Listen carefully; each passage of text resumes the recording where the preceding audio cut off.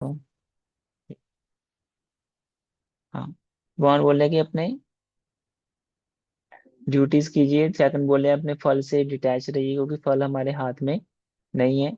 और थर्ड बोल रहे हैं कि फल नहीं मिलेगा, या फल से डिटैच होने का मतलब ये नहीं कि तुम अपनी ड्यूटीज करने के प्रति लेजी हो जाओ, कि अभी मुझे फल की चिंता तो करनी नहीं, इसलिए मैं अपनी ड्यूटीज भी ढंग से नहीं करूंगा, तो उसके प्रति इनएक्टिव या लेजी नहीं हो जाना है।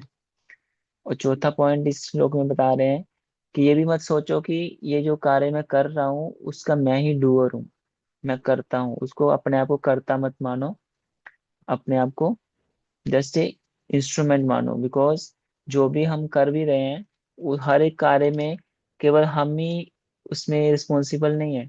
अल्टीमेटली भगवान उसके अल्टीमेटली सैंक्शनर है, और उनके अलावा भगवान की एनर्जी जिसके द्वारा, जिनके माध्यम से हम वो कार्य कर रहे हैं, वो भी इन्वॉल्व हैं। तो इसलिए हम हम खुद रिस्पॉन्सिबल, अपने को डूअर नहीं मानना चाहिए। और अपने ड्यूटीज में हमने डिस्कस किया था लास्ट टाइम भी, कंसंट्रेशन से अपनी ड्यूटीज करने में फोकस रखना चाहिए। उसमें तीन पॉइंट हम डिस्कस किए थे कि अटेंशन के साथ, अवेयरनेस के साथ एंड अब्जॉर्प्शन के साथ। अटेंशन मीन्स कि हम अपनी कोई भी एक्टिविटीज करें तो पूरी अटेंशन के साथ, की डिटेल, हर एक डिटेल को ध्यान से करते हुए करना है।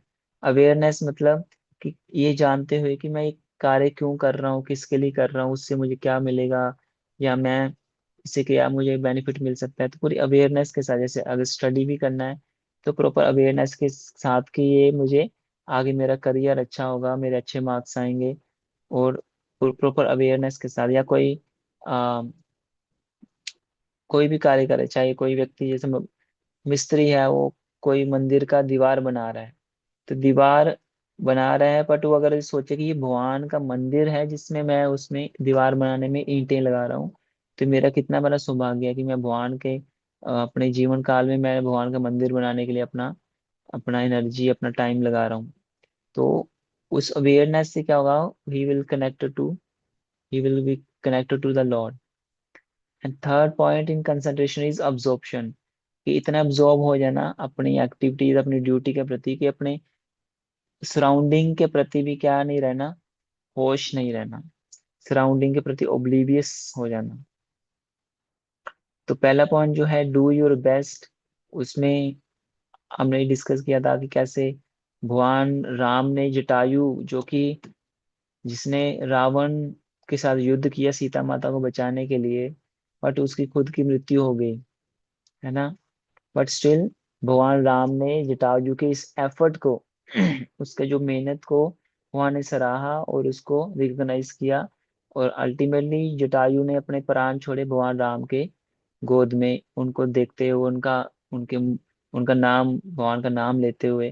तो इससे उनकी क्या गति हुई, भगवान का धाम प्राप्त हुआ। तो ये रिजल्ट है। देखा जाए तो जटायु वाज ए फेलियर, वो मारा गया, बट भगवान ने उसका एफर्ट देखा, ना कि उसका रिजल्ट देखा कि ये जीता या हारा, नहीं, भगवान ने उसका एफर्ट देखा। और हमें एक्टिविटीज, अपनी जो ड्यूटीज करनी चाहिए, क्यों करनी चाहिए, एक सेल्फ प्यूरिफिकेशन के लिए, अपने शुद्धिकरण करने के लिए करनी चाहिए। क्योंकि कोई भी हम हमारे अंदर कुछ इम्प्यूरिटीज हैं, बेसिकली तीन इम्प्यूरिटीज हैं।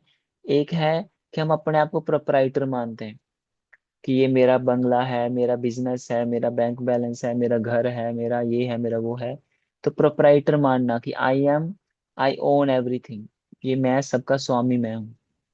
दूसरा, शु- जो जो दूषित विचार है हमारे हृदय में, वो है कि आई एम द कंट्रोलर, जो मेरे पास है उनको मैं क्या करूँ, कंट्रोल करने की। I am the rightful candidate to control, जो मेरी संपत्ति है उनको मैं कंट्रोल करूं, या लोग जो मेरे अंडर काम कर रहे हैं उनको मैं कंट्रोल करूं। तो controllership mentality. And third is enjoyership mentality, enjoy करना। कोई भी व्यक्ति है, कोई भी चीज है, वो मेरे ही एंजॉयमेंट के लिए है। तो तीन मेंटालिटी, ये हमारी चेतना को अशुद्ध करते हैं, दूषित करते हैं, कंटेमिनेट करते हैं। तो इनसे शुद्ध होने के लिए भगवान बोल रहे हैं कि हम कम से कम अपनी ड्यूटीज को फुलफिल करें without caring for the result. तो इसलिए भगवान जो इसमें अगर देखा है, तो अगर कोई व्यक्ति अपना अच्छा बेस्ट करेगा और अपनी चिंताओं को भगवान के ऊपर छोड़ देगा, तो उससे उसका भगवान के प्रति श्रद्धा भी जागृत होगी। कि कोई सोचेगा, देखो मैं, I am not the ultimate controller, कि मेरे हाथ में रिजल्ट है ही नहीं। तो रिजल्ट किसके हाथ में है? भगवान के हाथ में। तो फिर मैं टेंशन क्यों लूं? जैसे फॉर एग्जाम्पल स्टूडेंट पढ़ाई करता है, वो टेंशन में रहता है कि कल एग्जाम कैसा आएगा, पता नहीं सिलेबस में आए जो पढ़ा है वही आएगा या बाहर से आएगा। तो उसको टेंशन हो जाएगी। और क्योंकि वो भगवान के ऊपर भी उसका विश्वास नहीं है, इसलिए वो इतना पैनिक हो जाता है कि अपना जो पढ़ा हुआ है वो भी उसको भूल जाता है। या फिर कोई व्यक्ति जिसको ऑफिस का काम करना है, पर उसको अभी टेंशन है कि पता नहीं क्या कैसा काम करूंगा मैं, या दोस्त कुछ ऐसा असाइनमेंट ना दे दे जो मैं कर ही ना पाऊँ। तो इसलिए वो अननेसेसरीली जो एंजाइटी होती है, वो भगवान छोड़ने के लिए बोल रहे हैं। और भगवान बोल रहे हैं बस अपना बेस्ट दीजिए, यूर 100% अपना दीजिए। Don't think your 100% best is equal to other person best. No, other person का 100% हो सकता है ज्यादा हो या कम हो हमारे से। तो इसलिए हमारा 100% हमारे हिसाब से है, और दूसरे का 100% हो सकता है उसका उसके हिसाब से एफर्ट हो सकता है। तो दोनों में डिफरेंस हो सकता है। इसलिए जटायु ने अपना 100% दिया, और भगवान राम ने उसको उसको रिकॉग्नाइज किया, उसको अवार्ड दिया, भगवान ने अपना धाम दे दिया उसको। ऐसे ही जब भगवान राम सेतु बना रहे थे, तो छोटी सी एक स्क्विरल थी, वो भी छोटे छोटे कंकर डाल के अपना 100% दे रही थी उस ब्रिज को बनाने के लिए। आल्दो जो वानर थे, हनुमान जी और अदर वानर थे, बड़े बड़े पत्थर लाके पहाड़ के पहाड़ डाल के समुद्र में सेतु बना रहे थे। बट भगवान ने उस छोटी सी स्क्विरल को भी रिकॉग्नाइज किया, और उसका 100% को भगवान ने उसमें अप्रिशिएट किया। इसलिए हमें अपना 100% देना है। जैसे एक किसान है, खेती करता है, बीज डालता है, पानी डालता है, बट अल्टीमेटली रेन कौन देता है? रेन तो भगवान ही देते हैं। इसलिए we sow the seeds and God gives the rain. भगवान बारिश देते हैं। सॉरी, एक्चुअली केवल सीड उगाने से, जमीन में बोने से क्या फसल हो जाएगी? नहीं होगी। उसके लिए बारिश चाहिए, और इसलिए हमारा एफर्ट है बीज लगाना, और भगवान की कृपा है, वो रेन करेंगे, बारिश करेंगे, तो उस सीड्स पे आदमी फ्रक्टिफाई होगा, और आगे पौधा बनेगा, उसमें फूल लगेंगे, फल लगेगा। तो दोनों साइड से एक्टिविटी होती है। जैसे कोई व्यक्ति इंटरव्यू देता है जॉब के लिए, तो हम इंटरव्यू देते हैं, बट जो पैनल जो बैठा है, इंटरव्यूअर, वो सिलेक्ट करेगा कि नहीं करेगा, it is up to them. इसलिए टू वे फैक्टर होता है, केवल हमारे एफर्ट पे ही डिपेंड नहीं करता। सिमिलरली हम एग्जाम देते हैं, लिखते हैं, बट मार्क्स क्या हमारे हाथ में होते हैं क्या? नहीं। जो टीचर या एग्जामिनर जिसने पेपर प्रभु सिलेक्ट किया जी। है। यस। अच्छा, आवाज आ रही है क्लियर? हाँ हाँ, अभी आ रही है। हाँ, बोलिए। तो ये होप और अवेयरनेस में क्या फर्क है? आपने बोला अवेयर होना चाहिए, हाँ स्टूडेंट हाँ। पढ़ता क्यों है, या कुछ क्या अवेयरनेस के लिए कि कोई खराब कंसिक्वेंस ना हो आगे उस चीज का? अवेयर अवेयरनेस मतलब इन द उम्मीद सेंस। रखना तो क्या हो जाए पता नहीं रहता ना। हम्म। देखिए, हमें गोल को भूलना नहीं है, गोल को याद रख के ही अपना एफर्ट डालना है। बट एफर्ट डालने के बाद उस वो गोल अचीव होगा या नहीं होगा, उससे ज्यादा अटैच नहीं होना है। यानी कि रिजल्ट मिलेगा या नहीं मिलेगा, उस रिजल्ट से ज्यादा अटैच नहीं होना है। बट जब एफर्ट कर रहे हो, करते समय, ये तो माइंड में, बैक ऑफ द माइंड में रहना चाहिए कि नहीं, मैं किस लिए एफर्ट कर रहा हूँ, क्योंकि मुझे एग्जाम में पास होना है, अच्छे मार्क्स लाने हैं, मुझे टॉप करना है ना, फर्स्ट ग्रेड में पास होना है। तो ये गोल माइंड में तो रहना चाहिए, बट वो इतना हावी नहीं हो जाना चाहिए कि उस चिंता के कारण मैं अपना एफर्ट भी नहीं डाल पा रहा हूँ। कि हाय, एग्जाम कैसा आएगा, कैसा आएगा, कैसा आएगा, कैसा आएगा। उस चिंता में इतना एब्जॉर्ब हो गए कि अब मैं अपने एफर्ट में भी अपना 100% नहीं दे पा रहा हूँ। तो इसलिए इस प्रॉब्लम से बचना है। अननेसेसरी एंजाइटी से बचना है कि रिजल्ट क्या होगा, फल क्या मिलेगा, उसकी अननेसेसरी एंजाइटी नहीं लेनी। समझे? हाँ। यस। तो वही चीज कि हमारे हाथ में है जैसे पढ़ाई करना, बट टीचर के हाथ में है रिजल्ट देना। तो इसलिए जब हम अपना 100% देते हैं और अपनी चिंताओं को छोड़ देते हैं भगवान के ऊपर, तो इससे हमारा भगवान के प्रति श्रद्धा बढ़ती है, हम उनके प्रति समर्पित होते हैं, सरेंडर होते हैं। और दूसरा एक पॉइंट है कि जब हम सक्सेस एंड फेलियर की डेफिनेशन को समझेंगे, कि हमें ये नहीं समझना चाहिए कि अगर हम सक्सेस होंगे तो तभी जीवन की सिद्धि है। आल्दो जो फेल होता है व्यक्ति, कई बार फेलियर से व्यक्ति ज्यादा लेसन सीखता है लाइफ के। फॉर एग्जाम्पल कोई फुटबॉल मैच में जो हारने वाली टीम होती है, वो ज्यादा लेसन सीखती है कि हम किस किस वजह से हम हारे, अगली बार हमें वो गलती रिपीट नहीं करनी है। तो इसलिए जो जीतने वाली पार्टी है वो तो क्या है, सब भूल जाती है हमने कैसे जीता। वो तो बस खुशी मनाने की होड़ में लगी रहती है, ट्रॉफी मिल गई। इसलिए बोला जाता है कि success is not in the trophy won, but in the race run. Trophy जीत ली, क्या वो सक्सेस है क्या? That is a secondary. But क्या आपने रेस रेस दौड़ी है कि नहीं दौड़ी है? अगर से रेस आपने अच्छे से दौड़ी है, that is the success. Trophy मिलना नहीं मिलना ये सेकेंडरी है, वो उसका बाय प्रोडक्ट है। बट आपने जो रेस दौड़ी है, उससे दौड़ने में जो आपको अपने स्ट्रगल्स फेस की हैं, उस स्ट्रगल से जो आपने सीखा है, that is the real success actually. इसलिए भगवान ये बता रहे हैं। जब हम ये याद रखेंगे कि सक्सेस एंड फेलियर की मेरे लिए डेफिनेशन क्या है, क्या मैं, क्या डेफिनेशन यही है कि मुझे बस ट्रॉफी चाहिए, वही डेफिनेशन है मेरे लिए सक्सेस की? नहीं, that is a secondary definition. Main definition is you do your duty nicely and learn from your mistakes. That is the main success. And second, भगवान के ऊपर विश्वास रखना कि भगवान गॉड नोज द बेस्ट। भगवान सबसे बेस्ट जानते हैं। हो सकता है मैं अपने हिसाब से सोच रहा हूँ कि मेरे लिए ये सही होना चाहिए था, भगवान ने मुझे लिए उल्टा किया। मैंने इतने पढ़ाई की थी, मैं फिर भी अच्छे मार्क्स नहीं लेके आ पाया, भगवान ने मेरे साथ ऐसा किया। तो हमें भगवान के ऊपर विश्वास होना चाहिए कि भगवान गॉड नोज द बेस्ट।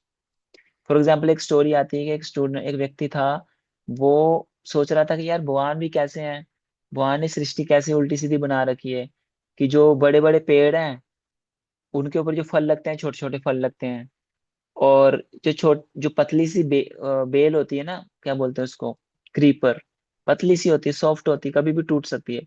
और उसके ऊपर जो फल लगते हैं बड़े बड़े लगते हैं, जैसे तरबूज हो गया, खरबूजा हो गया, पंपकिन हो गया। इतने बड़े बड़े फल लग रहे हैं पतली सी नाजुक कोमल क्रीपर के ऊपर, और बड़े बड़े पेड़ के ऊपर लग रहे हैं छोटे छोटे फल। तो उसने सोचा यार भगवान के पास भी बुद्धि नहीं है कि भाई बड़े पेड़ पे बड़ा फल लगना चाहिए और छोटी कोमल क्रीपर पे छोटे छोटे फल लगने चाहिए। सर भगवान की क्रिएशन में भगवान को इतना समझ नहीं था कि उन्होंने ये उल्टा उल्टा सिस्टम बना रखा है, पता नहीं क्या ऐसी क्रिएशन करते हैं भगवान। तो ऐसे उसके मन में था कि भगवान ने जो भी ये करते हैं ना, शायद इतना परफेक्टली नहीं करते, भगवान की क्रिएशन में कुछ तो कमी है। तो ऐसे वो सोच रहा था। तो ऐसे सोचते होते उसको नींद आ गई और वो उसी पेड़ के नीचे सो गया। जब सो गया तो उसके पेड़ से एक फल टूटा छोटा सा, और उसके सर पे लगा ठा करके। वो छोटा सा ऐसे उसका बॉयल हो गया, यानी कि सूज गया, सर पे उसका निशान पड़ गया, चोट लग गया। तो सोच रहा है, बाद में उसको होश आया कि भाई फॉर एग्जाम्पल इस बड़े पेड़ पे बड़ा पंपकिन लगता, अगर अगर वो गिर जाता मेरे सर के ऊपर तो मेरा पूरा सर ही फट जाता। इसलिए भगवान ने जो भी किया अच्छा किया, कि बड़े पेड़ पे छोटा फल लगाया, भगवान ने जैसा भी किया अच्छा किया। मैं उल्टा गलत ही सोच रहा था कि भाई भगवान ने छोटी बेल के ऊपर तो बड़ा पंपकिन जैसा तरबूज या क्या बोलते हैं उसको, सीताफल लगा दिया, और बड़े पेड़ के ऊपर छोटा फल लगा दिया। मैं तो गलत सोच रहा था, ये तो भगवान ने अच्छा किया। तो इसलिए भगवान जो भी करते हैं हमेशा हमारी भलाई के लिए होता है। हो सकता है उस समय हमारी बुद्धि इतनी काम ना कर पाए, हम भगवान के ऊपर विश्वास ना कर पाए, but God knows the best. और इसलिए ये दो फॉर्मूले जो हैं, इन दोनों से क्या होगा, अगर हमें सक्सेस की डेफिनेशन अच्छे से पता होगी, भगवान के ऊपर पूरा फेथ होगा, उससे क्या होगा, हम अपने आप को हमेशा ब्लेस्ड फील करेंगे। कि भगवान की मेरे जीवन में बहुत कृपा है। मैं तो फालतू में खामखा सोचता था कि भगवान भगवान उल्टी सीधी चीजें कर रहे हैं मेरे साथ, बल्कि भगवान जो भी करते हैं मेरे भलाई के लिए ही करते हैं। तो भगवान के ऊपर विश्वास होगा और हम भगवान के प्रति शरणागत भी हो पाएंगे। और भगवान हमारे जीवन में जैसे भी उतार चढ़ाव लाएंगे उसको हम बहुत ही खुशी खुशी स्वीकार करेंगे। तो इसी को बोलते हैं actually art of smart work, कि हम अपना वर्क करेंगे, 100% देंगे भगवान के प्रति शरणागत होकर, और इस फीलिंग के साथ कि मैं बहुत ही फॉर्चुनेट हूँ, भगवान की कृपा है मेरे ऊपर। चाहे मैं फेल फेल हो जाऊं, चाहे सक्सेस मिले या ना मिले, अल्टीमेटली मैंने सीखा तो है ना अपनी गलतियों से। तो ये सीख ही मेरे लिए भगवान की कृपा है। तो अगर इस एटीट्यूड के साथ हम अपना कर्म करते हैं तो वो ही एक्चुअली कर्म की सिद्धि है। इसलिए इसमें भगवत गीता में आगे फर्दर भगवान बताएंगे, इसको बोलते हैं योगा कर्मसु कौशलम। कि कर्म को कुशलता के साथ करने का जो जो एक, क्या बोलते हैं इसको, एक टेक्निक है, तो इसको बोलते हैं योगा कर्मसु कौशलम। तो इसको हमें समझना चाहिए। तो फर्दर हम थोड़ा डिस्कस करेंगे। इसको समराइज कर लेते हैं। ये श्लोक है जो कर्मण्येवाधिकारस्ते वाला श्लोक, क्योंकि ये श्लोक बहुत ही इंपॉर्टेंट है इसलिए हम इसको डिटेल में चर्चा कर रहे हैं। और इसमें आ, आ, इसको एक थोड़ा एक इसके चार जो पार्ट हमने डिस्कस किए ना, कि पहले तो ड्यूटी पार्ट, कि अपनी ड्यूटी करो। दूसरा भगवान बोले हैं फल की चिंता मत करो। तीसरा कह रहे हैं तुम अकर्म भी मत करो। अकर्म मतलब कि मैं कोई कर्म नहीं करूंगा क्योंकि मुझे फल की चिंता तो करनी नहीं, इसलिए मैं कर्म भी नहीं करूंगा। इसलिए ऐसी गलती भी मत करो, मैं कर्म करूंगा ही नहीं, लेजी बन जाओ। ऐसा लेजी भी नहीं बनना है। और साथ ही साथ अपने आप को कर्ता भी मत मानो, कि भाई मैंने कर्म किया है तो कर्ता मैं हुआ ना, स्वाभाविक सी बात है। और भगवान बोले नहीं, ये गलत अंडरस्टैंडिंग है कि मैंने कर्म किया तो मैं अपने को कर्ता मान रहा हूँ। क्योंकि हर एक काम के पीछे 5 फैक्टर होते हैं, मेरा एफर्ट केवल एक फैक्टर है, बाकी 4 फैक्टर और भी हैं उसमें। उसमें काल भी आता है उसमें। पहला है मेरा एफर्ट, दूसरा है काल, तीसरा फैक्टर है परिस्थिति, चौथा फैक्टर है इंग्रेडिएंट्स, प्रकृति के द्वारा जो इंग्रेडिएंट्स जो मैंने जिनको यूज करके वो कर्म किया, और पांचवा है भगवान की सैंक्शन, दैव बोलते हैं उसको, दैव। इसलिए 5 फैक्टर हैं किसी भी कर्म को कंप्लीट करने के लिए। इसलिए भगवान बोल रहे हैं कि अपने आप को, मतलब सिर्फ अपने आप को कर्ता मत मानो, डूअर मत मानो। You are not the only doer. इसलिए कई लोग प्राउड हो जाते हैं कि मैंने किया है, मेरी वजह से ये हुआ है। तो इसलिए उस प्राइड में भी फंसना नहीं, क्योंकि भगवान सबको बुद्धि देते हैं, भगवान सबको स्ट्रेंथ देते हैं करने के लिए। इवन आइंस्टाइन का ब्रेन भी किसने दिया है? भगवान ने दिया है। कोई ये नहीं सोचता, कह सकता कि भाई न्यूटन ने इतना ब्रेन था उसका, उसने लॉ ऑफ ग्रेविटेशन दिया, फर्स्ट लॉ ऑफ मोशन दिया, सेकंड लॉ ऑफ थर्मोडायनेमिक्स, कई लॉज दिए ना, लॉ ऑफ, मेरे दिमाग से स्किप हो रहा है, कई लॉज दिए हैं, first law, second law, Newton third law. तो ये सारे लॉ उसने अपने ब्रेन से दिए, बट ब्रेन किसने दिया न्यूटन को या आइंस्टाइन को? वो भगवान ने दिया। इसलिए ultimately controller, ultimately enjoyer, ultimately proprietor और अल्टीमेट सैंक्शनर भगवान एक्चुअली। इसलिए हम डूअर नहीं हैं। और जो भगवान पहले बता रहे हैं, पहले 2 पॉइंट में, कि अपनी ड्यूटी के प्रति पूरी अच्छे से ड्यूटी कीजिए, फल के प्रति डिटैचमेंट रखिए। क्योंकि अगर अटैचमेंट ज्यादा होगी ना फल से, तो फल अगर मान लो मेरे अकॉर्डिंगली नहीं मिलेगा तो मैं हताश हो जाऊंगा। कई स्टूडेंट्स इसलिए सुइसाइड कर लेते हैं, क्योंकि उन्होंने इतनी साल पढ़ाई की होती है, फिर भी लास्ट में एग्जाम में मान लो फेल हो गए, मान लो रिजल्ट मेरे अकॉर्डिंगली नहीं मिला, तो इतना हताश हो गए लोग सुइसाइड कई लोग सुइसाइड कर लेते हैं और अपने जीवन को बर्बाद कर देते हैं। तो इसलिए बोला गया है कि भगवान कह रहे हैं डिटैच रहो, अनासक्त भाव से अपना कर्म करते रहो, फल के प्रति ज्यादा अटैच मत होइए। तो ये भी बहुत इंपॉर्टेंट है, अदरवाइज क्योंकि फल से ज्यादा अटैच होंगे, क्योंकि जीवन में केवल मार्क्स लाना ही सब जीवन की सिद्धि नहीं है। हमने पढ़ाई की और पढ़ाई करके हमने कुछ सीखा है, वो जो वैल्यूज सीखी हैं या उसमें से जो मैंने कुछ थ्योरी सीखी है, चाहे उसका कोई प्रैक्टिकल एक्सपेरिमेंट सीखा है, कुछ भी सीखा है, वो भी मेरा एसेट है, वो ज्ञान मेरा एसेट है। केवल रिजल्ट मेरा एसेट नहीं है। वो एक बाय प्रोडक्ट है उस ज्ञान का। वो मिलेगा नहीं मिलेगा वो अलग बात है, बट ज्ञान तो मैंने अर्जित किया, वो मेरा एसेट है ना। इसलिए अपने कर्म के ऊपर ध्यान देना चाहिए, फल की चिंता नहीं करनी चाहिए। और ये भी चिंता नहीं करनी चाहिए कि अब फल की चिंता मैं करूँ इसलिए लेजी बन जाता हूँ, कर्म करूँ ही क्यों ना। तो इसलिए लेजी भी नहीं बनना है, और साथ ही साथ अपने आप को कर्ता मान के प्राउड भी नहीं होना है कि मैं करता हूँ। ये 4 पॉइंट इस श्लोक में भगवान बता रहे हैं 2.47 में। और भगवान इसमें फिर क्या बता रहे हैं करने को? भगवान बता रहे हैं कि डिटैच भाव में अपना कर्म करो। डिटैच भाव में कर्म करेंगे तो उससे क्या होगा? हमारे लिए मुक्ति के द्वार खुल जाएंगे। Path of liberation will be open for us.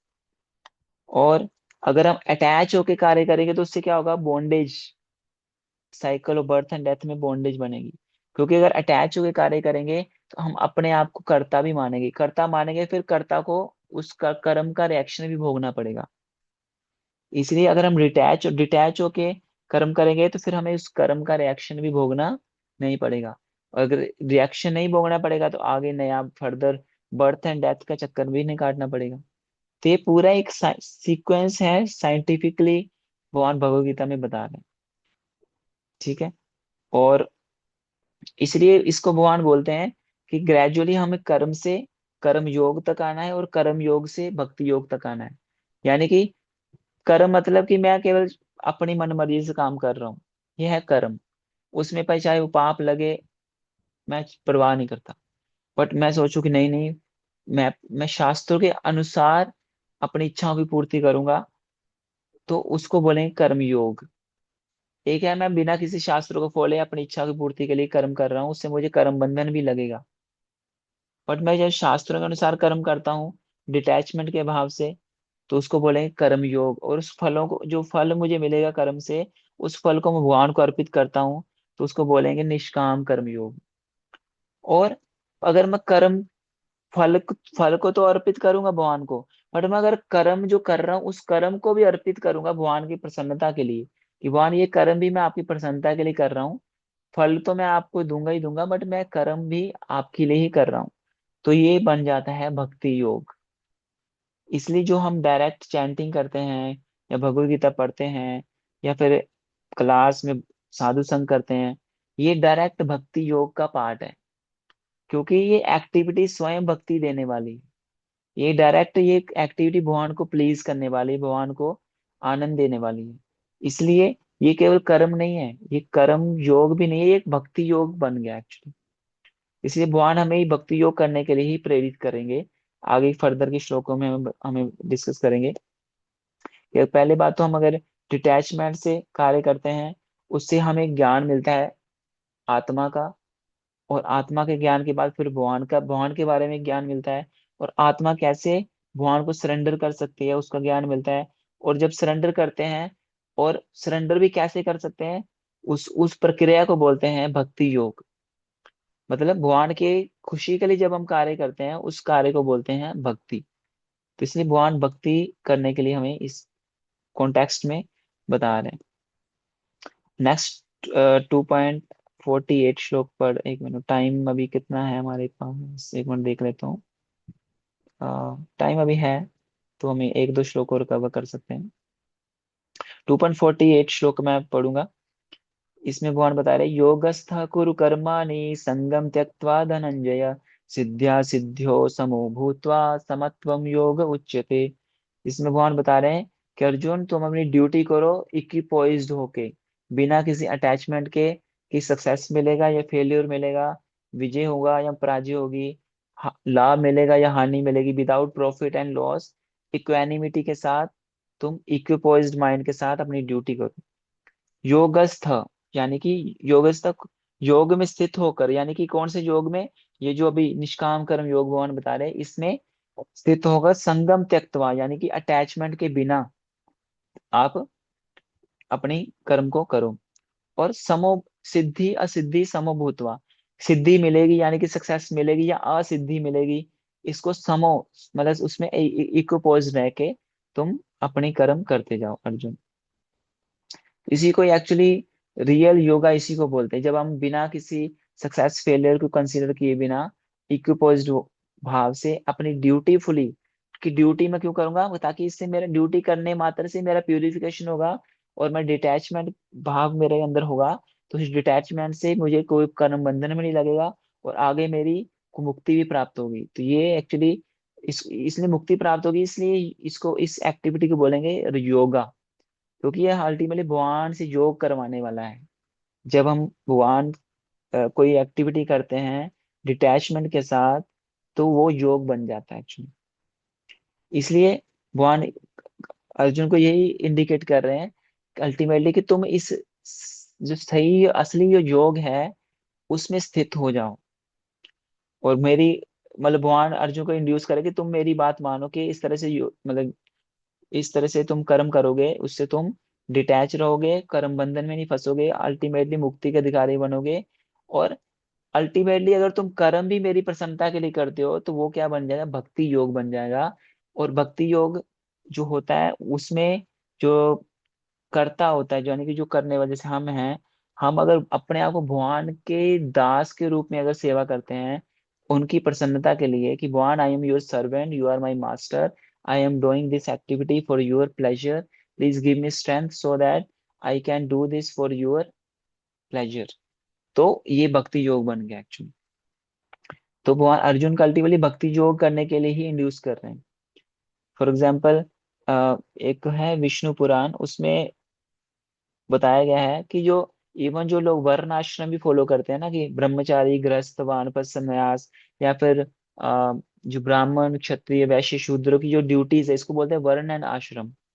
ये वर्ण आश्रम की ड्यूटीज भी कोई निभाता है तो इसका पर्पज है विष्णुर आराध्यते पुंसाम, कि भगवान विष्णु की आराधना करना, यानी कि भगवान विष्णु को सेटिस्फाई करना, उनकी वर्शिप करना ही इन वर्ण एंड आश्रम का पर्पज है।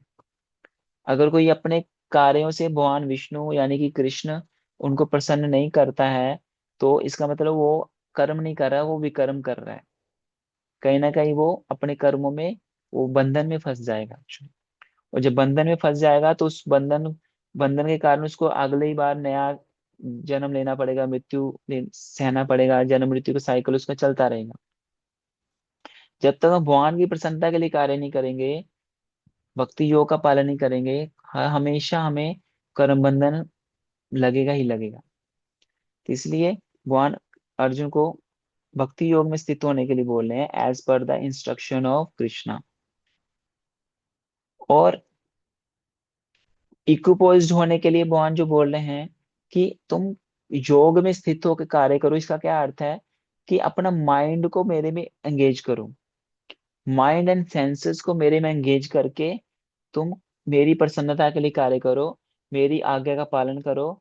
और बिना किसी सक्सेस लॉस एंड गेन के, बिना किसी सक्सेस मतलब बेनिफिट या फिर फेलियर के, या मतलब हैप्पीनेस और डिस्ट्रेस के चिंता किए बिना मेरी इंस्ट्रक्शन का पालन करो, तुम इस तरह से योग में स्थित हो जाओगे अर्जुन।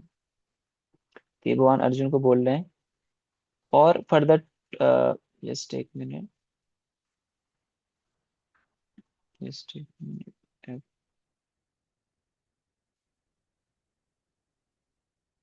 हम्म।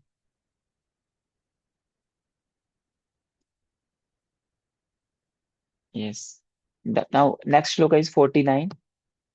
तो इसमें भगवान बता रहे हैं बुद्धि योग के बारे में, और बता रहे हैं कि दूरेन ही अवरम कर्म बुद्धि योगाद धनंजय बुद्धो शरणम अन्विच्छन कृपणा फल हेतवः। इसमें भगवान बता रहे हैं कि जो बुद्धिमान व्यक्ति है ना, सॉरी, इसमें भगवान बुद्धि योग, एक बुद्धि योग शब्द यूज कर रहे हैं। ये बुद्धि योग एक्चुअली निष्काम कर्म योग ही है। निष्काम कर्म योग मतलब बिना फल की चिंता किए फलों को मतलब गिव अप करके केवल मैं अपनी ड्यूटीफुली अपना कर्म करूंगा, इसको बुद्धि योग भी बोलते हैं या फिर निष्काम कर्म योग भी बोलते हैं। वहां बोले हैं कि तुम सारे पाप कर्मों को छोड़ के या उनसे दूरी बना के रख करके तुम बुद्धि योग में स्थित हो। और बुद्धि योग को एक्चुअली भक्ति योग भी बोल सकते हैं, क्योंकि ये भी भगवान की प्रसन्नता के लिए ही किया जाता है। जो हम निष्काम कर्म योग कर रहे हैं यानी बुद्धि योग, जिसमें हम केवल ड्यूटी कर रहे हैं भगवान की प्रसन्नता के लिए, कर्मों के फलों के ऊपर चिंता नहीं कर रहे, फलों से डिटैच होकर कर रहे हैं, तो ये भी तो भगवान की प्रसन्नता के लिए कर रहे हैं। तो ये इसको भी भक्ति योग बोल सकते हैं। ये भक्ति योग ही है। और इसमें भगवान बोल रहे हैं कि तुम अपनी चेतना को मेरी मेरे को समर्पित करो। यानी कि पाप कर्मों से दूरी बना के अपनी कॉन्शियसनेस को मुझ में इन्वेस्ट करके अपना कर्म करो। और उस कर्म से तुम्हें कोई भी पाप नहीं लगेगा, कोई भी तुम्हें रिएक्शन नहीं मिलेगा। तुम लिबरेशन को प्राप्त करोगे, अल्टीमेटली मुझे प्राप्त करोगे। पर भगवान बोल रहे हैं कि जो दूरे नहीं अवरम कर्म, पर अगर ऐसा कोई नहीं करके क्या क्या करता, कर्म करता है, उसको क्या मिलेगा? उसको आगे जाके कष्ट मिलेगा। कृपणा फल है, उसको अपने उस कर्मों का फल भोगना पड़ेगा। और उस फल कर्मों के फल के कारण क्या होगा, उसको जीवन में मतलब वो उसको सुख या दुख भोगना पड़ेगा। इसलिए फलों से डिटैच होकर कार्य करो। और भगवान इसमें शब्द यूज कर रहे हैं, कृपणा। कृपण मतलब वो व्यक्ति जो जिसको बोलते हैं माइजर। माइजर बोलते हैं जिस व्यक्ति को, जनरली माइजर किसको बोला जाता है? जो व्यक्ति कंजूस हो।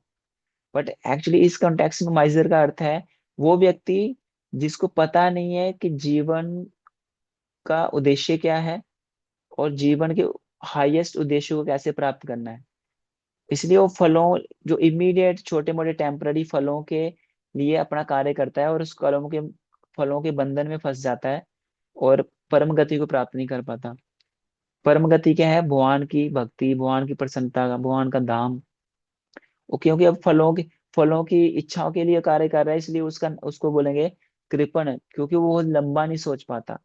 वो केवल छोटा सोच रहा है कि मेरे मतलब फल मिल जाए मुझे, बस मुझे एंजॉय कर लूं उन फलों को। तो इसलिए वो उसकी बुद्धि बहुत ही अभी, अब वो उसको माइजर बोला गया है, बहुत ही लो क्लास बुद्धि है उसकी।